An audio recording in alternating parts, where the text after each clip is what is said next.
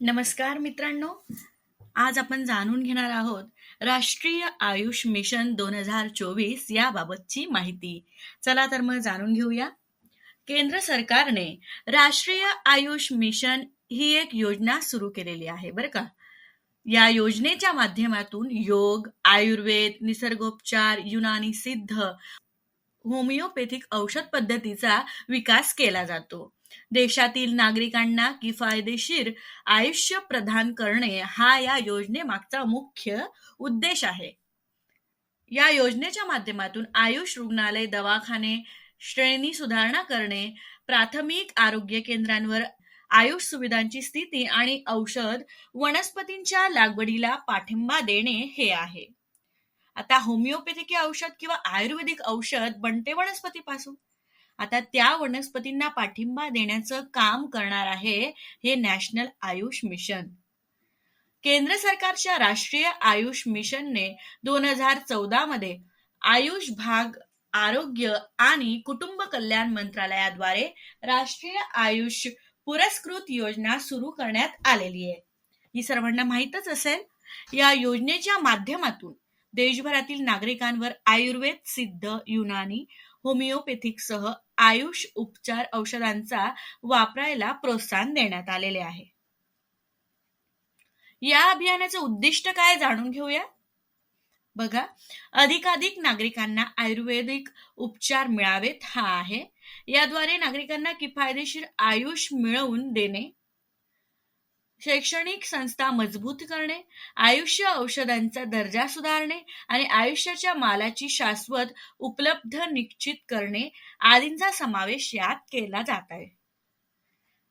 आता राष्ट्रीय आयुषच्या माध्यमातून देशातील नागरिकांना किफायदेशीर आयुष सेवा उपलब्ध करून देण्यात येतात. निरोगीपणा आणि प्रतिकारक शक्ती आरोग्य सेवेच्या या माध्यमातून प्रचार करण्यात आलेला आहे.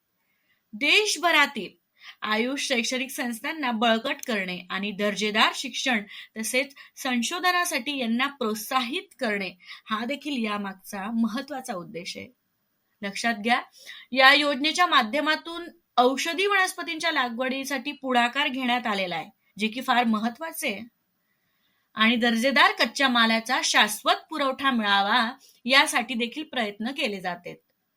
देशभरातील आयुष्य क्षेत्रातील उद्योजकांना मूलभूत सुविधा मिळाव्यात आणि त्यासाठी प्रयत्न केले जावेत म्हणून या योजनेचा उद्देश नाविन्यपूर्णता आणि बाजाराला प्रोत्साहन देण्यास मदत करण्यात येते. आता याची उद्दिष्टे काय आहे ते जाणून घेऊया. पहिलं, देशभरातील आयुष रुग्णालयामध्ये किफायदेशीर आयुष सेवा देण्यात येतात आणि प्राथमिक आरोग्य केंद्र, सामूहिक आरोग्य केंद्र तसेच जिल्हा रुग्णालयामध्ये आयुष सुविधा उपलब्ध करून दिल्या जातात. दुसरं म्हणजे राष्ट्रीय आयुष चाचणी, प्रयोगशाळा, शैक्षणिक संस्था, फार्मसी, आयुर्वेद, सिद्धी आणि युनानी आदींची अंमलबजावणी करण्यात येते. तिसरे, आयुष मंत्रालयाच्या माध्यमातून आयुष प्रणालीसाठी राज्य सरकार स्तरावर संस्थात्मक क्षमता मजबूत करण्यात येते. औषधांसाठी दर्जेदार कच्च्या मालाचा पुरवठा करण्यासाठी चांगल्या कृषी पद्धती वापरून औषध वनस्पतींच्या लागवडीस नागरिकांना प्रोत्साहित करण्यात येते. चौथे म्हणजे राष्ट्रीय आयुष मिशन याच्या माध्यमातून योजनेच्या माध्यमातून लागवड, मूल्यवर्धन, गोदाम, विपणन आणि उद्योगांसाठी पायाभूत सुविधा विकसित करण्यासाठी क्लस्टरचीही स्थापना करण्यात आलेली आहे. आता याचे घटक काय आहे ते जाणून घेऊया. राष्ट्रीय आयुष योजनेचे घटक महत्वाचा मुद्दा आहे. बघा, देशातील प्राथमिक आरोग्य केंद्र, जिल्हा रुग्णालयामध्ये आयुष सेवा उपलब्ध करून देणे, आयुष रुग्णालयांना आवश्यक तो पुरवठा करणे, राज्य सरकारी आयुष रुग्णालय अपग्रेड करणे आणि त्यांचा विकास देखील करणे, आयुष शैक्षणिक संस्थांचा विकास घडवून आणणे, आरोग्य सुविधा वाढवणे.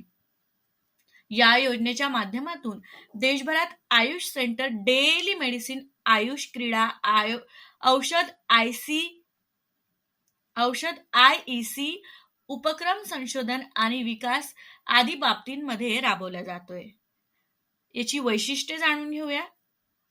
राष्ट्रीय आयुष योजनेची वैशिष्ट्ये. पहिलं, केंद्र सरकारकडून राज्य सरकारांना त्यांच्या आर्थिक कृतीनुसार आयुष योजनेच्या विकासासाठी अनुदान देण्यात येते. दुसरे म्हणजे या योजनेची अंमलबजावणीची जबाबदारी राज्य सरकारावर देण्यात आलेली आहे. तिसरे, आयुष रुग्णालय यांचा विकास करणे हा मुख्य उद्देश ठेवण्यात आलेला आहे. यासाठी केंद्र सरकार आर्थिक मदत करते. चौथे, नागरिकांची रोगप्रतिकारक शक्ती वाढविण्यासाठीही खास करून उपाययोजना करण्यात येतात. पाचवं, साथीच्या रोगांचा सामना करण्यासाठी आयुष पायाभूत सुविधांचा वापर करण्यात येतोय. सहावे, आयुष रुग्णालयांना पायाभूत सुविधा आणि औषध उपचार यांचा वेळेवर पुरवठा करणे आणि त्यांचा प्रचार करणे. सातवे, आरोग्य कार्यक्रमाने सार्वजनिक आरोग्य उपक्रम राबवण्यासाठी आर्थिक मदत करण्यास येते. राष्ट्रीय आयुष मिशनसाठी आर्थिक मदत. बघा, केंद्र सरकारने सुरू केलेल्या आयुष राष्ट्रीय मिशन योजनेला केंद्र सरकारच्या माध्यमातून मोठी मदत करण्यात येते बरं का. केंद्र आणि राज्य सरकार यांच्यात राष्ट्रीय आयुष्याचा निधीची पद्धत 60/40 अशी आहे. देशातील ईशान्येकडे राज्य डोंगराळ प्रदेशासाठी ते प्रमाण 90/10 असे आहे. तर पूर्वोत्तर राज्यासाठी बघा 12व्या पंचवार्षिक योजनेच्या उर्वरित 2 वर्षासाठी निधीची पद्धत 90/10 अशी आहे. आता नाम या योजनेच्या माध्यमातून केंद्र सरकार राज्य सरकारने संसाधने पुरवावे हे यांच्या प्रस्तावित राज्य वार्षिक कृती योजनेवर आधारित आहे बरं का. आयुष आरोग्य केंद्र आणि कल्याण केंद्र हे काय आहे बघा. नाम केंद्र सरकार राष्ट्रीय आयुष योजनेमध्ये वेगवेगळे उपक्रम राबवत आहेत. मार्च 2020 मध्ये केंद्रीय मंत्रिमंडळाने राष्ट्रीय आयुष मिशनच्या माध्यमातून आयुष्मान भारतच्या Ayush health and wellness centre याचा समावेश केलेला आहे. हे सर्वांना माहितीच आहे.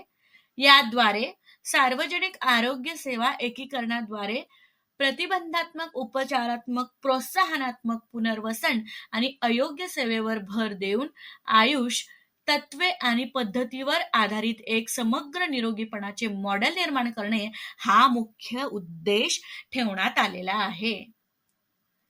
नाम राष्ट्रीय धोरण 2017 हे एकात्मिक आरोग्य सेवेच्या प्रणालीमध्ये आयुष प्रणालीला मुख्य प्रवाहात आणण्याचे समर्थन करतात बरं का. नाम राष्ट्रीय आयुष ही स्थापना माता बाल आरोग्य सेवांच्या पलीकडे जाणाऱ्या सेवांच्या विस्तारित सेनेसाठी करण्यात आलेली, ज्यामध्ये असंसर्गजन्य रोग, पुनर्वसन काळजी, तोंडी नेत्र आणि ENT काळजी, मानसिक आरोग्य आणि बाणीसाठी प्रथम स्तरीय काळजी समाविष्ट आहे. धन्यवाद मित्रांनो. पुन्हा बघूया पुढील माहिती पुढच्या व्हिडिओमध्ये.